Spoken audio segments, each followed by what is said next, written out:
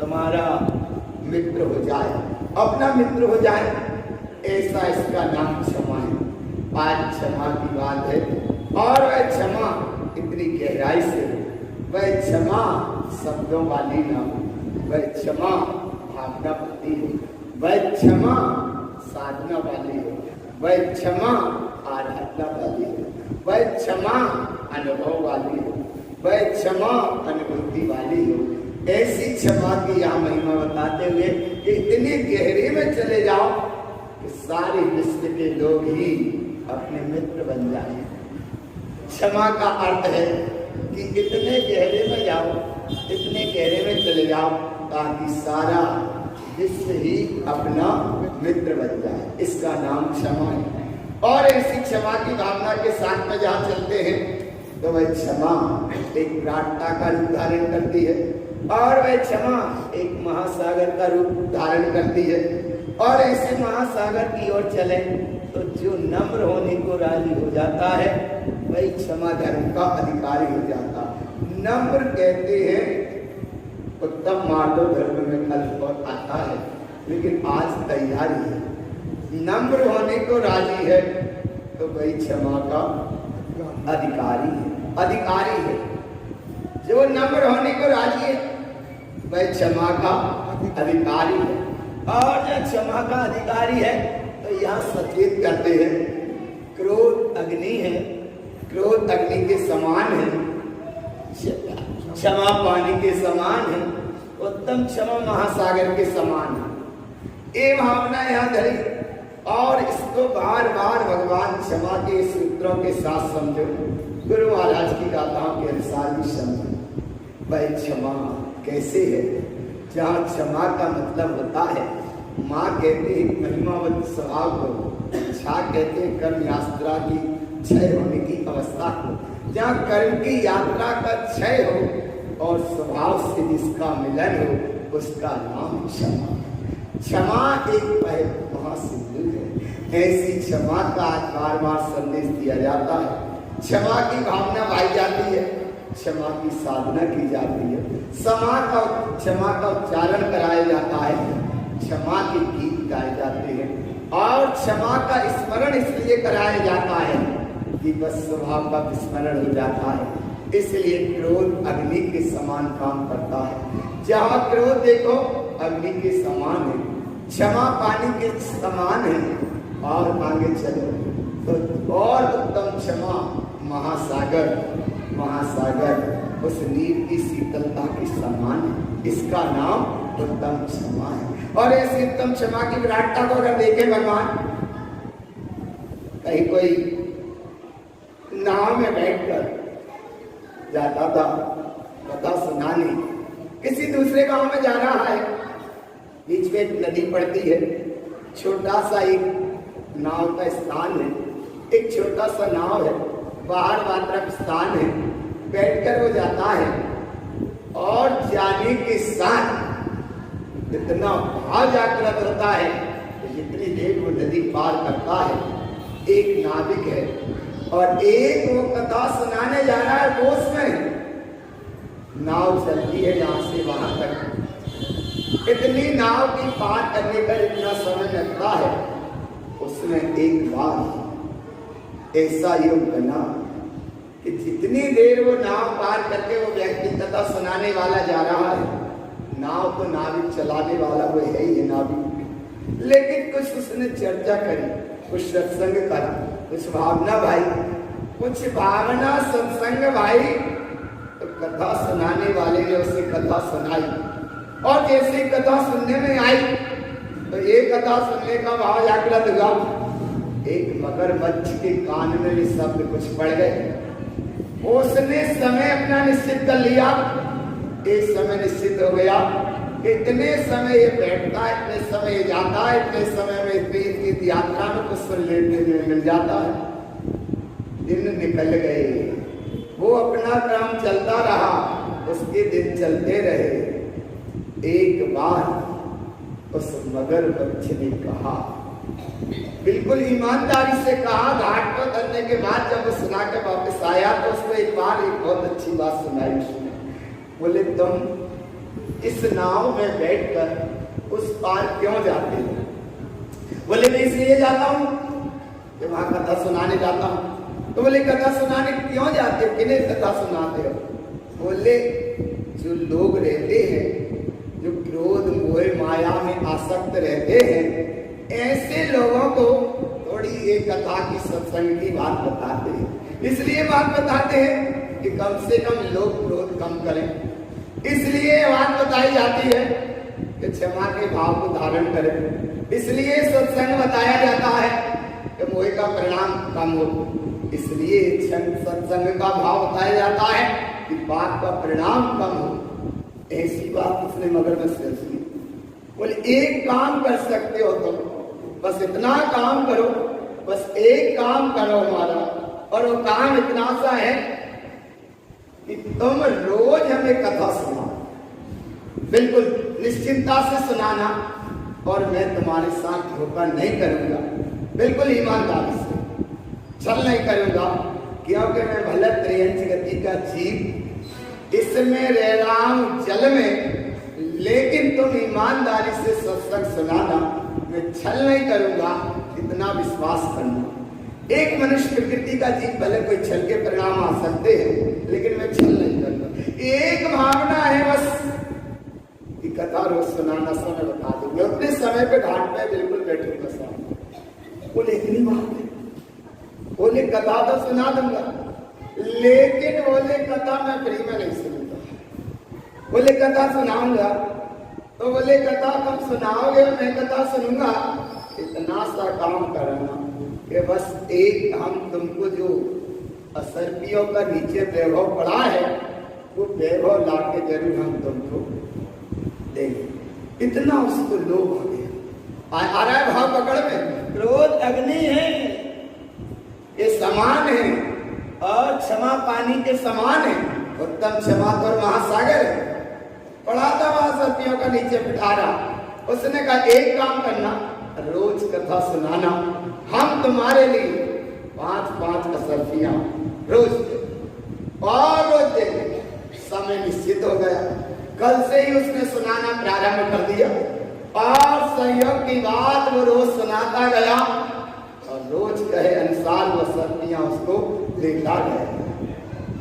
बस भावना समझ लेना, और भावना इसलिए समझ लेना ऐसा कैसा मगरमच्छ कि कैसे उसके हाथ में सर्पियां आ गई होंगी।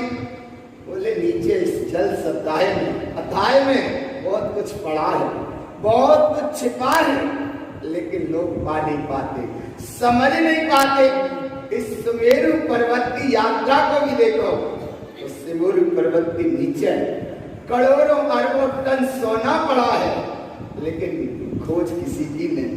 वो थोड़ा बहुत कहीं किसी को मिल गया तो उसमें खो जाता है, जीवन को बर्बाद कर देता है।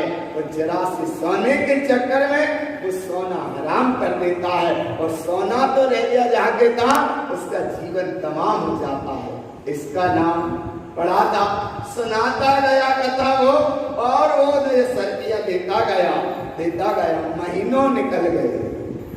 एक दिन उस मगरमच्छ ने भावना भाई, और वो भावना दे भाई, बोले एक काम और करो, बिल्कुल मैं छल नहीं करूंगा तुम्हारे साथ, क्रोध नहीं करूंगा, कपट नहीं करूंगा, लेकिन इतना काम करना कि हम तुम्हारे लिए 5 घड़े जो बड़े हैं नीचे वो लाकर देंगे, लेकिन इतना काम तुम करो कि वो घड़े जब देंगे कि तुम इतनी व्यवस्था कर दो हमारी कि जाकर हमें त्रिवेणी में छुड़वा दो।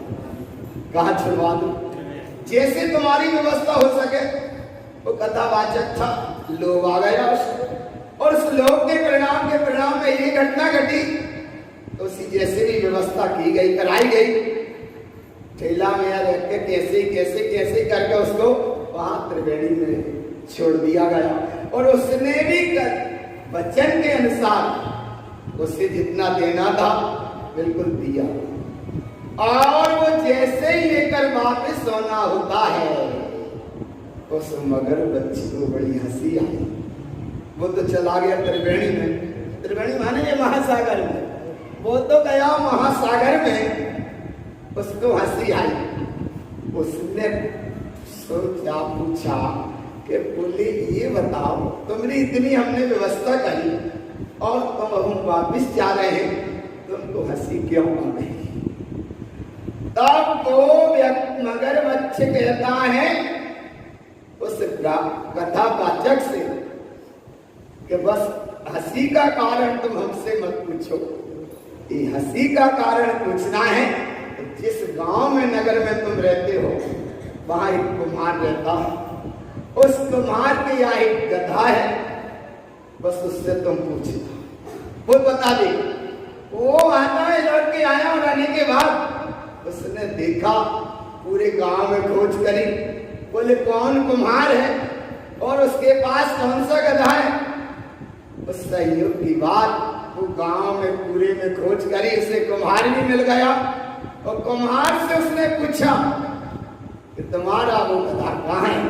उसने बता दिया और संयोग की बात उससे उसने पूछा कि हम ऐसी ऐसी घटना घटी, मगरमच्छ को छोड़ के आए, उसने ऐसा धन दौलत भी दिया और ये बताओ उसने हंसी आई और हंसी का कारण तुमसे पूछने को बताया। इसका नाम, इधर उसको भी हंसी आई। क्या हंसी आई? बोले उधर उसको हंसी आई, इधर उसको हंसी आई। बोले तुम नहीं समझते, मानव की जाति अलग तरह की है और त्रियंच गति की जीव की जाति अलग तरह की है। उधर उसने कथा पूरी त्रिवेणी में पहुंचने के बाद वो वापिस आ रहा है, उधर उसे हंसी आई और इधर इसे हंसी आई। तो बोले अब तुम बताओ क्यों आई? तो उसने कहा इसका रहस्य बाद में समझना, पहले एक बात समझ लो। वो बात ये है समझने की, बड़ी अच्छी अनुभव की बात है। बोले किसी समय में भी यहाँ एक व्यक्ति रूप में था और बोले जहां मैं हूं उसको भी एक दिन मालिक को भावना आई, बोले मुझे कोई अच्छी तीर्थ यात्रा जैसी कराओ। और वो यात्रा कराने गया और संयोग की बात उसने कहा कि मैं तो यहाँ वैराग्यता के धाम में, क्षमा के महासागर में, उस क्षमा की विराटता को मैंने पाया, अब मैं वापस नहीं जाना चाहता, यही रहूंगा। तो ये अगर रहना हो यहाँ तो रह, और नहीं तो मैं तो रहूंगा, मुझे नहीं जाना, तुझे जाना है। तो उसने कहा मुझे तो जाना है, घर परिवार घर गृहस्थी संसार है। तो बोले तुझे जाना है तो ये थोड़ी जो कुछ धन दौलत मेरे पास है इससे ले जा और बस जाना। वो लेके चला गया वापस। विचार करो भगवान, वो लेके वापस आया तो उसका मालिक तो क्षमा के महासागर में पहुंचा, लेकिन वो धन दौलत लेकर जब वापस आ गया उससे उसने मायाचारी का परिणाम किया। उस मायाचारी के परिणाम के साथ में कई बार क्रोध के परिणामों को किया, कई बार उसने राग के परिणामों को किया, कई बार अहम अहंकार के परिणामों को किया। आयु का अंत आया तो उसका मरण आयु का हुआ, आया अंत, और बोले बना इस अवस्था का पर्याय में आया। तो बोले आज ये बात वो हंसने का कारण ये है कि मेरा मालिक और मैं गए थे दोनों मनुष्य पर्याय की अवस्था में, और वहां से विचार करो वो तो क्षमा के महासागर में ठहर गए और हम जरा सा धन दौलत लेकर वापस आ गए। उसका परिणाम ये मिला कि आज इस पर्याय में आना पड़ा।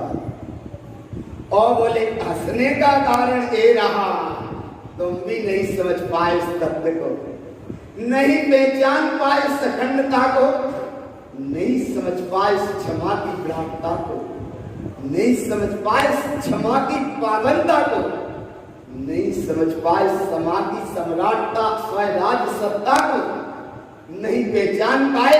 तुम शीतल में रहने के बाद, शीतलता जल में रहने के बाद शीतलता का अनुभव नहीं कर पाए। नाव में बैठे रहे तो लोग की परिणति सताती रही, नाविक से सत्संग करते रहे, लोग की परिणति सताती रही। जहां कथा सुनाने जाते हो वहां अगर धन दौलत नहीं मिल पाई, वहां क्रोध की परिणति ने तुमको सताया।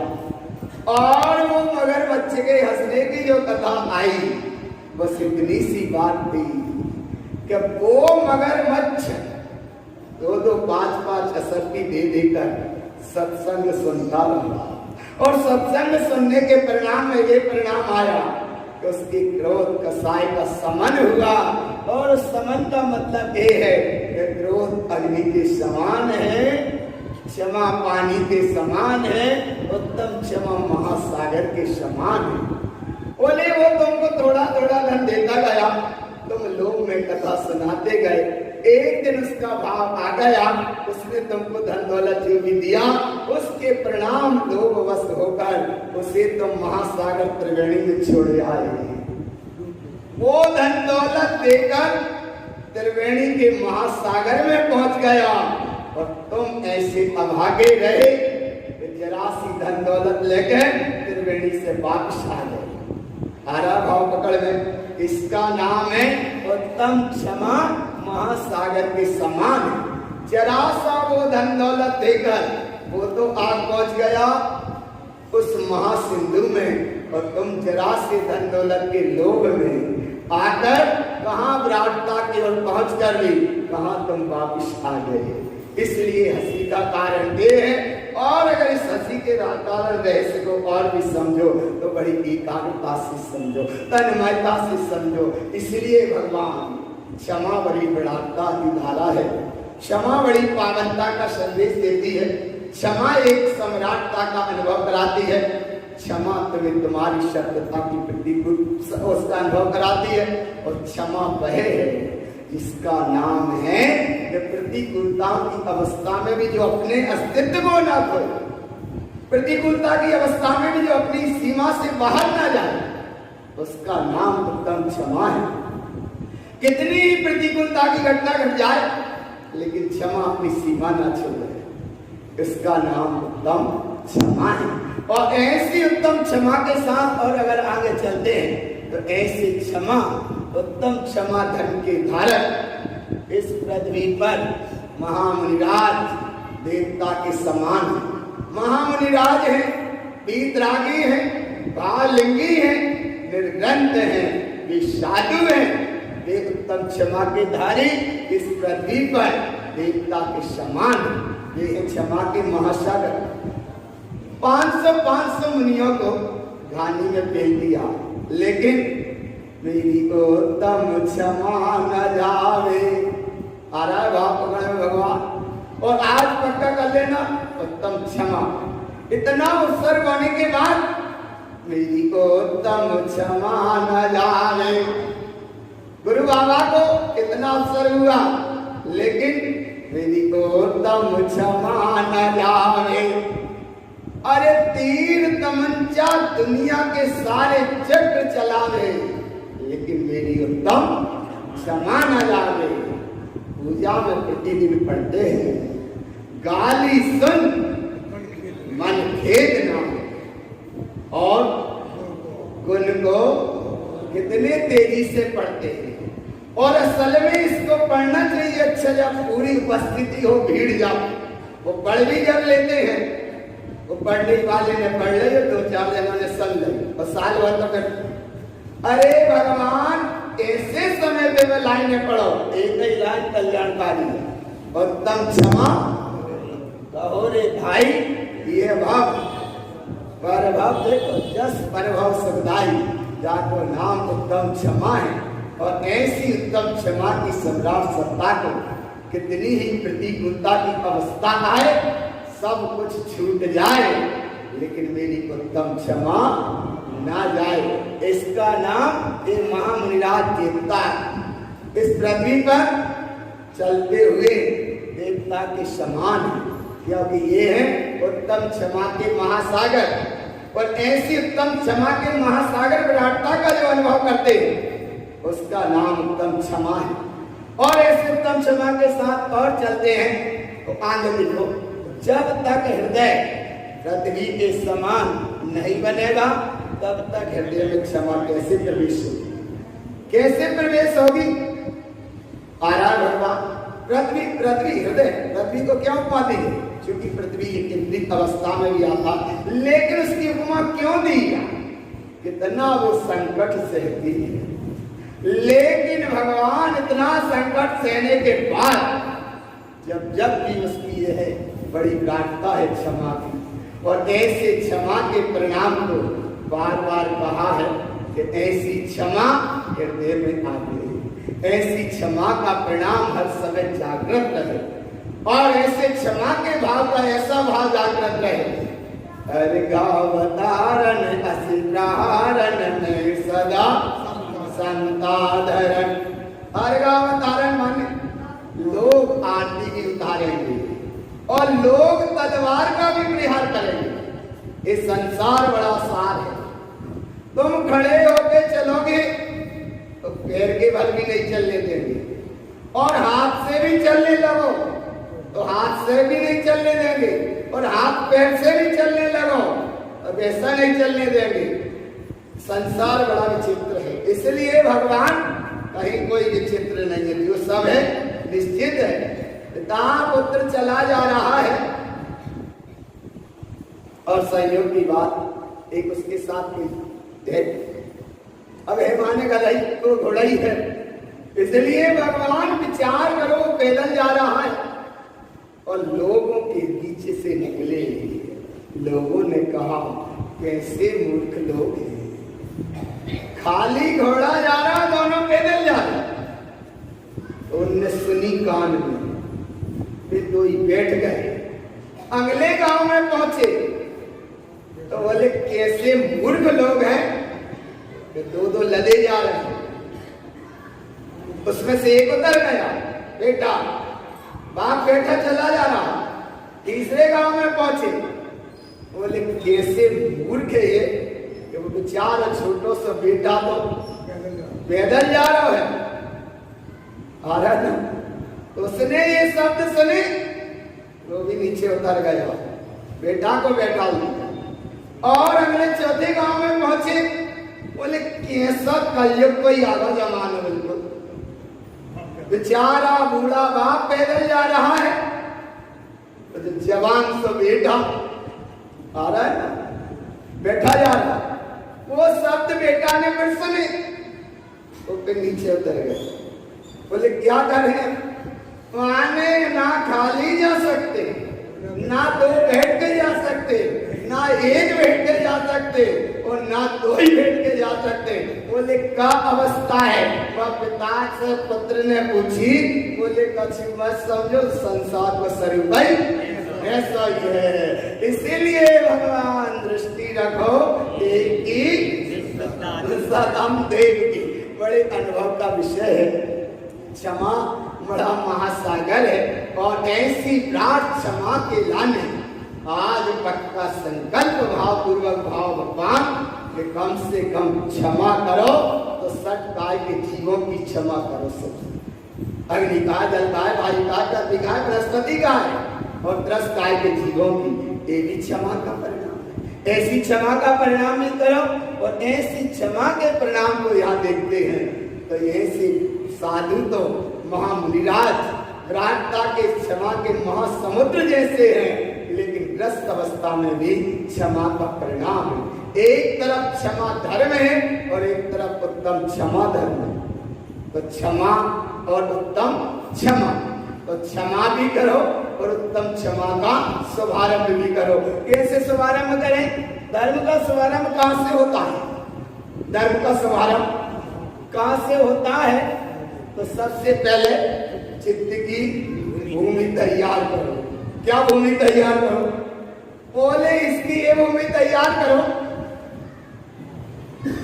बुद्ध से पूछा, प्रथम शिष्य उसका पूछा, आनंद नाम के शिष्य ने पूछा कि हमें धर्म करना है और धर्म का प्रचार करना है।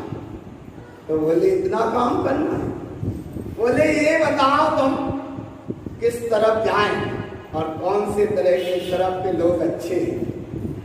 बोले जिस तरफ चले जाओ उसी तरफ अच्छा है। उसने विचार बना लिया, जाने जाना है माने जाना है। फिर पूछा उसने, बताओ तो किस तरह के लोग अच्छे? उन्होंने कहा जिस तरफ तुम जा रहे हो वहां के लोग तो बहुत अच्छे नहीं। बोले कैसे अच्छे? बोले ये अच्छे नहीं है कि तुम्हारे लिए नाना करेंगे, प्रताड़ितता के शब्द देंगे।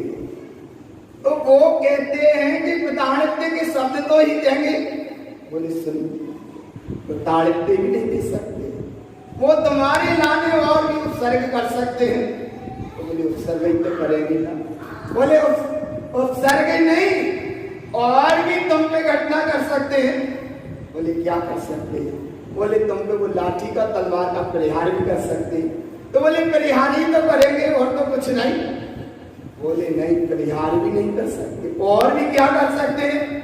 बोले और ये कर सकते हैं तुम्हारी जीवन की यात्रा का भी अंत कर सकते हैं।